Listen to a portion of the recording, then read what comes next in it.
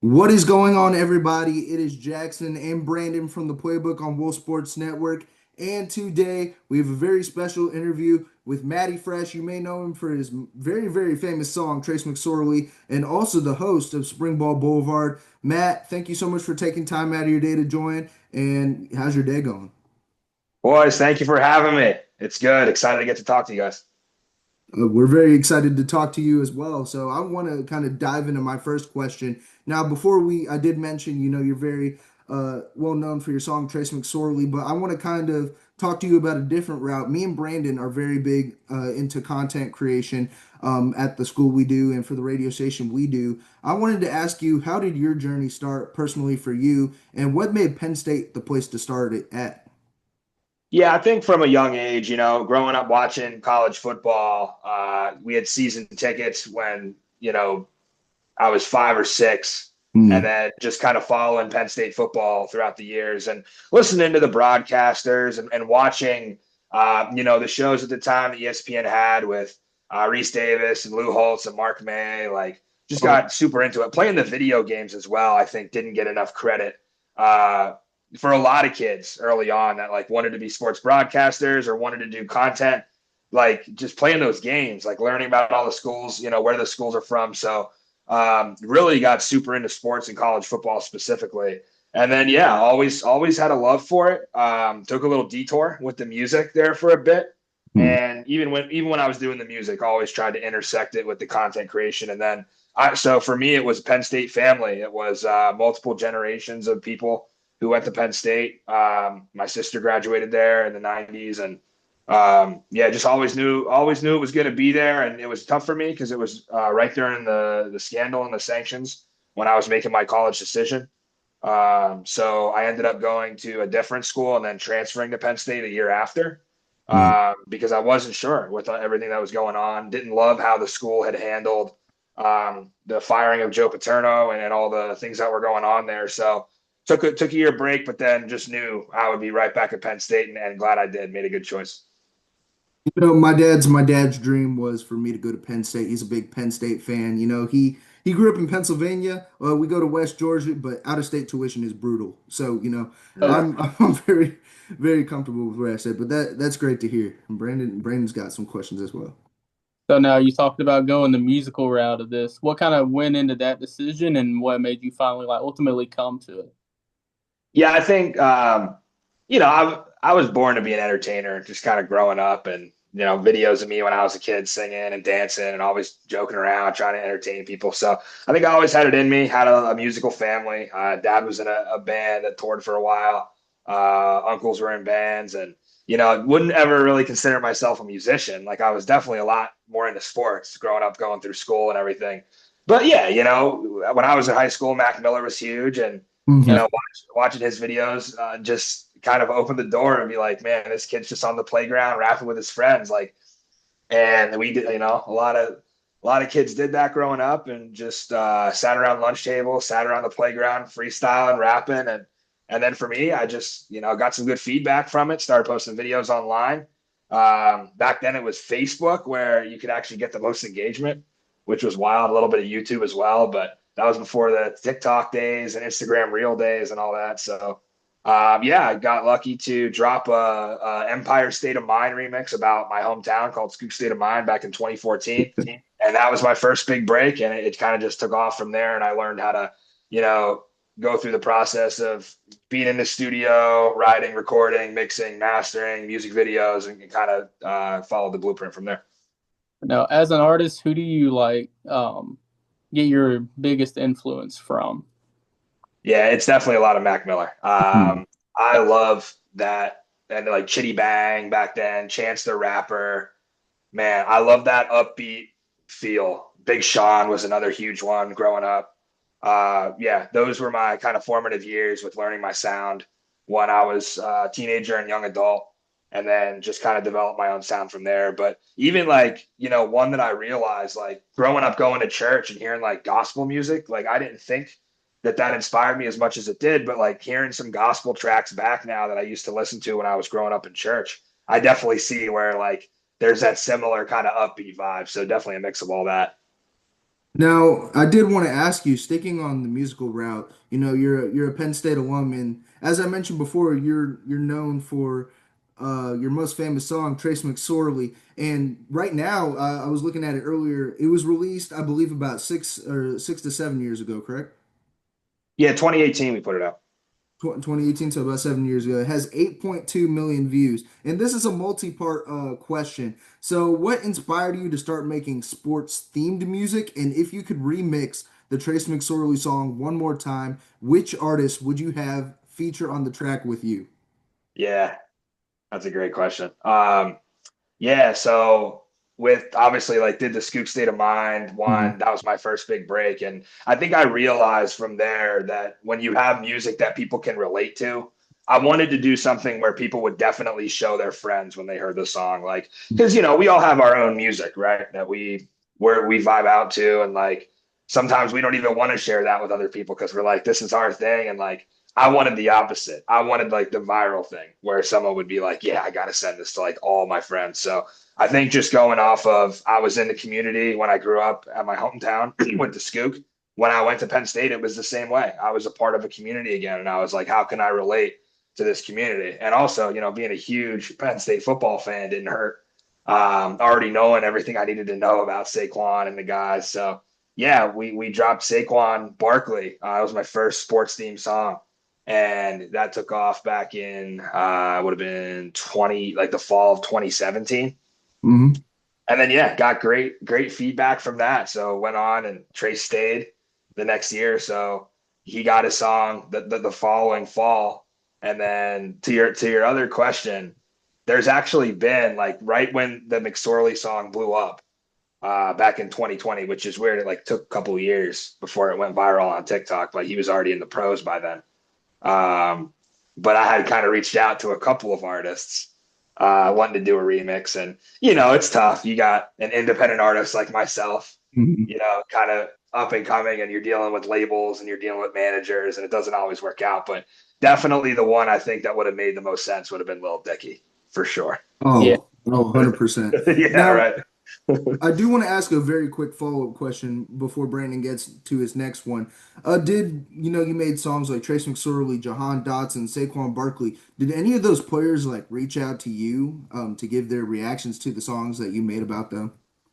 Yeah, so I always tell this story. So Saquon DM'd me like a day or two after the song came out, and he Wow. was like, "Man, I love the song." And again, he was, still going into his last year at Penn State at that point. So he had done some amazing things before that, and that was like that made it all worth it. And then a couple days later, we go to media day, and we have access to all the players to interview them. And obviously, Saquon has the big media scrum around him. And a lot of the backup running backs at Penn State at the time, one of them was actually Miles Sanders. Uh, I was like just talking to them, waiting for my chance to talk to Saquon, and he would like just got talking to him. He and told him I was Matty Fresh, and he was like, "Dude, there's like you just dropped that like Saquon stuff." So like he knew of it, and he was like, hold on, like I got to introduce you to Saquon." So he like he pulled me through the crowd, pulled the phone out, like got the song up, started playing the song. And he was like, "Yo, this is the dude. This is Matty Fresh." And Saquon like stopped what he was doing, like walked up to me. He was like, "Yo, thank you for the song. Like, really appreciate it." And then we got a picture, and so that was the coolest interaction. Trace is like, we like when that blew up, we started like working together and trying to collab on like different ideas for merch and stuff. So, I mean, going back to knowing him in school, um, he was like super cool about it. And then Jahan might have been the coolest one because he did like a TikTok video where he was like, "Catch me on your local Apple Music," and like had the song playing in the background. It was great. So yeah, each one I've done it, and Tyler Warren as well, the one we just dropped. Yeah. He gave us some flowers about it. So yeah, it's always cool that those are the interactions that definitely make it the most worth it. It's And awesome you have those connections. So I mean, I wish I could meet Saquon one day, but maybe one day. I'll dream. I'll dream. I got lucky, man. I got in there, but I mean, it's weird with Penn State because like you talk about like the Penn State heroes that, were on campus legends. And we knew that like Saquon was going to be a freak athlete from the day that he stepped on campus. but like that was kind of a kept secret for a while until he broke out. It was kind of the same with McSorley with the song. Nobody really knew of it other than just Penn State fans, and I was cool with that because obviously there's a ton of Penn State fans. But when that thing took off in 2020, it went kind of to a national level, and the NFL was picking it up. So yeah, it is cool to just be a couple of kids from Penn State looking back on the songs and be like, man, I made those when they were in college, and now those guys have gone on to win Super Bowls and be first round draft picks, and hopefully Tyler's the next one to make a name for himself. And now walk us through the process of you choosing Trace McSorley to make a song about. Yeah, Like leading up to it. yeah. The biggest thing was definitely the success that we had with the Barkley record. That was I just knew I was like, this is gonna be my new thing, and yeah, like Trace, just the perfect guy. I mean, he's just a winner. I mean, just defined by these moments where he defied the odds and going through that 2016 season, him and Saquon just, I mean, had a season for the history books, like one of the greatest seasons of Penn State football ever, definitely in my lifetime. Yeah. So, yeah. Yeah, and kind of knowing Trace was going to be one of the few guys that came back going into 2018. Penn State lost a lot in that 2017 season, but Trace was back for his fifth year. And hell, I would have made a song about him the year before if Saquon wasn't there. So I already knew it was time. And really, I think the main inspiration was going through from the point where Penn State won the Big Ten championship in 2016, went on to get snubbed from the college football playoffs and make the Rose Bowl, lose a tight one to USC, and then to go through that 2017 season, win the Fiesta Bowl. I just knew, man, like this was going to be a massive senior season for him, and he needed to be celebrated. So, yeah, it was. Plus, Trace, like he's like such a good leader, and he's such a great model to make a song about as far as like a role model for little kids and some of the celebrations that he was doing. And yeah, he was like, he was the perfect person to make a song about.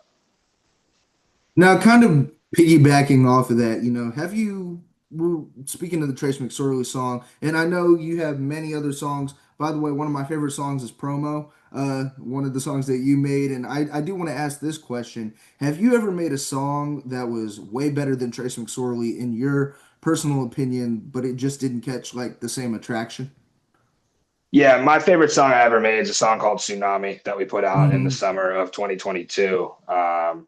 Just one of those when you're in the studio and you're like, this is a record right here. And yeah, I get it though. Like I'm super grateful that, becoming the sports music guy has been my lane and I've been able to be successful in that. And I'll never complain about that. And I'll never say, hey, listen to my other music because it's better. But yeah, like asking me personally, there's a couple ones. Promo's definitely one of them. Promo's one that I wish I had ready to go before the Trace song went viral because that was kind of the follow up to that. And I'm such a perfectionist that we spent a lot of time making sure that record was ready, and we got it out eventually. But I had wish it came out a little sooner because I think with the McSorley meme, like that was crazy, but everything has a shelf life, Hmm. and you know, luckily we've been able to kind of preserve that virality even 5 years later, where some memes are forgotten. Like that one, I'll still see like a video or two go viral on TikTok every now and then. But yeah, I wish we would have capitalized with promo because I love that song. I appreciate you saying you love that one. And then Tsunami, definitely like my most favorite song ever made. And like my friends and I are partying and hanging out when that comes on. Like it's about to go from 0 to 100 real quick. You know what's really relevant, like now, another song that I'm a fan of yours of is "Comeback Aaron." And knowing, now that he's a Pittsburgh Steeler, I mean, I feel like that song still hits the Packers fans' heartstrings. Yeah, that one didn't age very well, did it? Um, man, like people be like, oh, well, like you're the player song guy, so like of course you had to make an Aaron Rodgers one. I'm like, no, that's not why. Like I genuinely felt that way. Like that's like you talk about, an artist expressing themselves. That's there you go. That was me doing everything I could. I literally was doing that in hopes that he would see it and be like, man, I need to come back.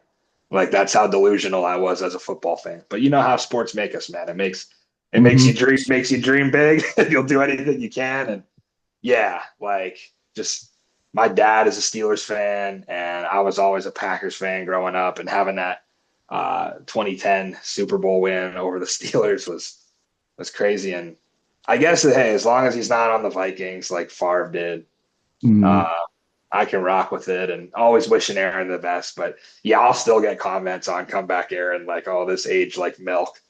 And I'm like, listen, and listen, Pat McAfee saw it. And I don't think I ever told this story on a podcast before, but I've always tried to market my music in a way that's creative when it comes to, and like everybody does that, right? When they drop a song, but like kind of taking an extra step with mine, like with the Comeback Aaron song, I changed my Twitter name to Aaron Rodgers, but with like the D and the G flipped. And I put the profile picture as Aaron. And then I was like sending people the song, but I was saying in the caption, like, here's my announcement. And like tweeted that at McAfee. And it was like the top reply on one of his posts. So people were clicking on it thinking that was Aaron saying like what he was going to do. And it just linked back to my song. So I actually got blocked by Pat McAfee for doing that. And I That's can tell you, insane. I love Pat, still watch his show every day. That was definitely worth it because that was like the first thing that ran up the numbers of the song. But if you're listening out there, Pat, you can unblock me now. It's been 4 years. We're all good. That's how I felt when Deshaun Jackson went to Washington. I Yeah, know exactly how you feel going to a rival. it's brutal, man. I really felt people thought I was playing it up. I really felt that way. I was depressed. That was my quarterback. And after going years without releasing a song about a Penn State player, what made you choose Tyler Warren with Triple Threat Tyler? Yeah, well, I think there's like a certain category of player, and I never like went into making these songs thinking there would be, but naturally, since Saquon Barkley was the first one ever, it sets the bar of like you can't just go make a song about anybody. Like they Mhm. have to be in that legend category. And just recently, um, some of the guys that I had worked with at Penn State prior had done a show about the Penn State quarter century team, and all the players from the last 25 years, first team, second team, and all four of our guys that we made songs about got on the first team. And it was kind of that validation, like, okay, even the community that's voting and like, diehard Penn State fans, alumni, Letterman, like they're agreeing that Saquon Barkley, Trace McSorley, Jahan Dotson, and Tyler Warren were the four best in their position in the last 25 years at Penn State. So that's the number one qualifier. Like you got like it has to be the best. And Tyler may have been like even the most underrated of all four Mhm. of them, just based on the fact that nobody saw it coming. Like with Barkley, we made the song after he had a career year. Same thing with McSorley. Dotson, everybody was already projected in first round, like he was about to pop off. Yeah. Warren was a second string tight end the last 3 years before that and had an absolutely nuclear season. So hopping on that and already kind of having parts of that song written before and then being able to drop it before the Big Ten championship was huge. But no, man, it's that same thing. Like just being a winner, embodying that Penn State success with honor mentality, and then like just having that persona. Like Saquon, like, he's got the quads. It's like Saquon. McSorley, it's like the throw it on a dime, right? Yeah. With Dotson, he's just from the 610 to the 814, right? And then with Warren, it's the hair, right? The Mhm. hair is like the thing that gets you. So all these guys have significant parts of their brand that go outside of football that I think are cool and make it easy to make a song about them. But yeah, it just starts with them being fan favorites. Because if you're a fan favorite at Penn State, you're going to be one of my favorites as well. Because I'm also a fan in all this. Now I do have my final question, and you mentioned the quarter century team. You mentioned the best four, and what perfectly for the next question about the best four. You're a Penn State fan, and I want to ask you this: out of the many players to come out of Penn State, can you give me your Mount Rushmore, regardless of position? It doesn't have to be a specific position of Penn State players. Yeah, I've thought about this before. It's like something you think about when it's not football season and you're bored. The first thing I think of is like Penn State is linebacker you guys, and Yeah. like I know that over the years that's kind of got lost on people, but it very much still is. So I got to start with Paul Posluszny, Hmm. linebacker, absolutely has to be on there. Barkley's on there. Barkley's definitely on there for sure. Man, this is tough.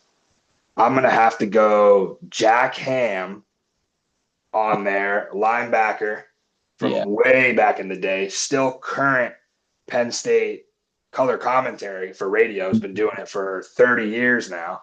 Yeah. And then I got one more, man. There's so many. Like I want to put Trace on there bad, but I just got to make sure first that I'm not missing anybody from like the 82, 86 national championship teams. Like they more played as a team. So like they didn't have, I mean, they had standouts, but nobody really stands out more to me than Trace McSorley. I have to put Trace McSorley there. And I know that people will say, oh, well, he didn't do much in the NFL. Like, how could you put him there? Maybe I'm biased. Maybe I'm biased, but I promise you guys, I wouldn't be the only one that would have Trace McSorley on their Penn State Mount Rushmore. Honorable mention though, like Michael Robinson, Yeah. Allen Robinson, Hmm. you know,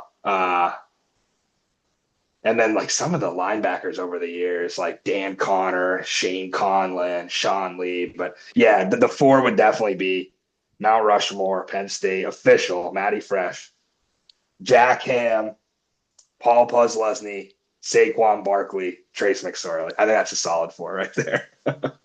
That's awesome. That's awesome to hear. But I got to leave Micah Parsons off. You know what I mean? Like how do you do that? And then Abdul Carter coming out, so it's really hard. That's a tough question for sure. Mhm. Yeah. And now I think our final question is going to be, what piece of advice would you give guys like me and Jackson on being content creators in the direction that the industry for it is going in? Yeah, I think the one thing I wish I knew that they didn't teach me at Penn State that I kind of figured out early on was don't sign a deal out of college where you're not going to be able to make your own content. Mhm. So if you end up working at a television station or a radio station, that's great, but a lot of those involve non-compete clauses. I Yeah. think it's getting better since COVID, but I know for a while it was like, hey, the contracts that are involved in local television and some of these jobs that you're looking at, play-by-play for even if it's like minor league baseball, like a lot of the contracts are really wordy.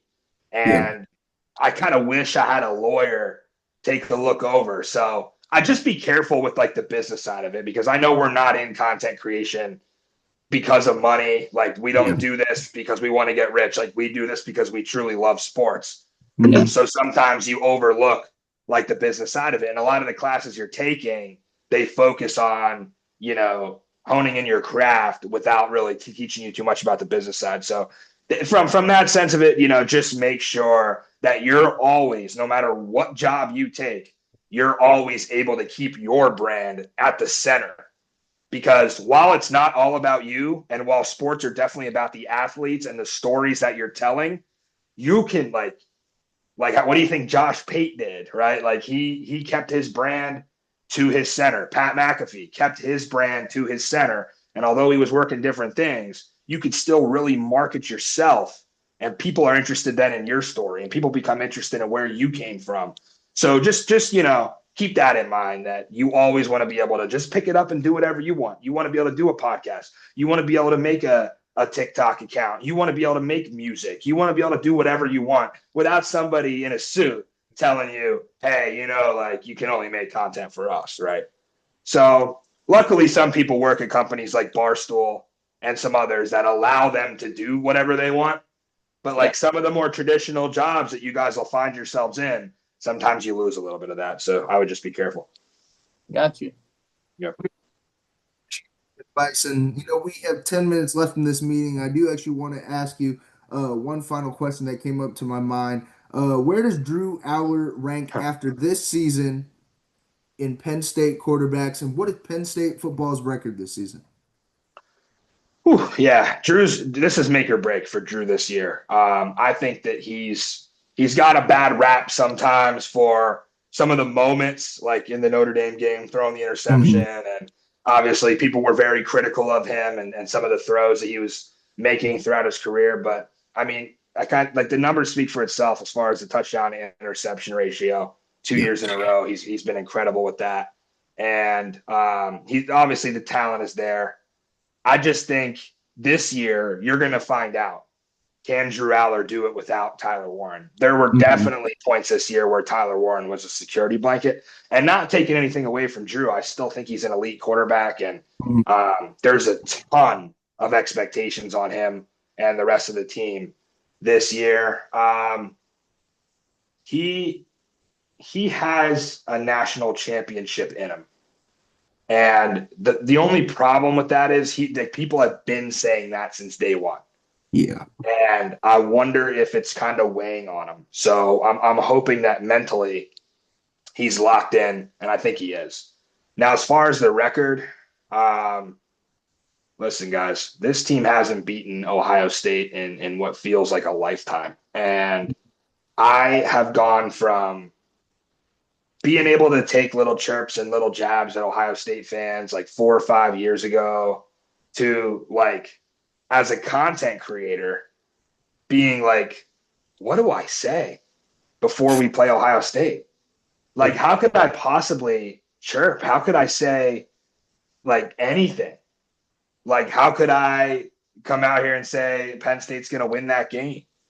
It's just the same thing every year. So loving Penn State and also being realistic, I got to say we lose that game, and that's probably the only one we lose, to be honest. So there you go, 11-1. I can understand that as a Georgia Tech fan because I go back and forth with Georgia fans all the time. Yeah. So, luckily, it's like, it's becoming that way. Like, I like all my content leading up to the Notre Dame game. We had some really good stuff, good videos and good chatter. And like, I did a couple interviews that week, and it was all just like trash in Notre Dame. And now I'm like, I can't talk about your strength of schedule. I can't talk about the fact that you didn't have to play in a conference championship. I can't talk about the fact that I didn't think Notre Dame belonged above Penn State in the college football playoff rankings for all those weeks, because played head to head and it came down to the wire and Notre Dame beat us. So it's tough sometimes because, like, all the UFL content I make, it's easy. DC Defenders, like, we're the champs. So like I can keep talking and saying it all as a winner. But yeah, I'm hoping that this is the year Penn State gets over the hump and beats Ohio State for the first time in a decade. But guys, I'll believe it when I see it at this point. I'm not thinking Penn State's 12-0 yet, just quite yet, but I think they could still have a very successful season. Hopefully get back to that semifinal. Yeah. I'm hoping a Big Ten championship this season. I'm hoping a Big Ten championships this season, and I will be watching it with my dad, who is forcing me to come watch it with him. But I'll do it. I'll do it. But Matt, thank you so much for taking time out of your day to join me and Brandon. This will be up tomorrow night at 7, so it gives some time for people to tune in. Make sure to go subscribe to Matty Fresh on YouTube. Make sure to go follow him on Instagram as well. Make sure to follow Wolf Sports Network on YouTube. I believe we are close to 300 subscribers over there. And make sure to follow us on Instagram as well. We're close to 2,000 over there. Matt, again, thank you so much for taking time out of your day to join, and hope you have a great rest of your day. Boys, I appreciate it. And just for you guys, University of West Georgia is my official college football 26 dynasty team this year. I'm putting them in team builder and I'm running them to the natty for you guys. Yeah, we appreciate it. We're hoping a big things for West Georgia football this year. Hell yeah. I believe we can. I believe we can. Absolutely. Let's do it. Let's win a natty.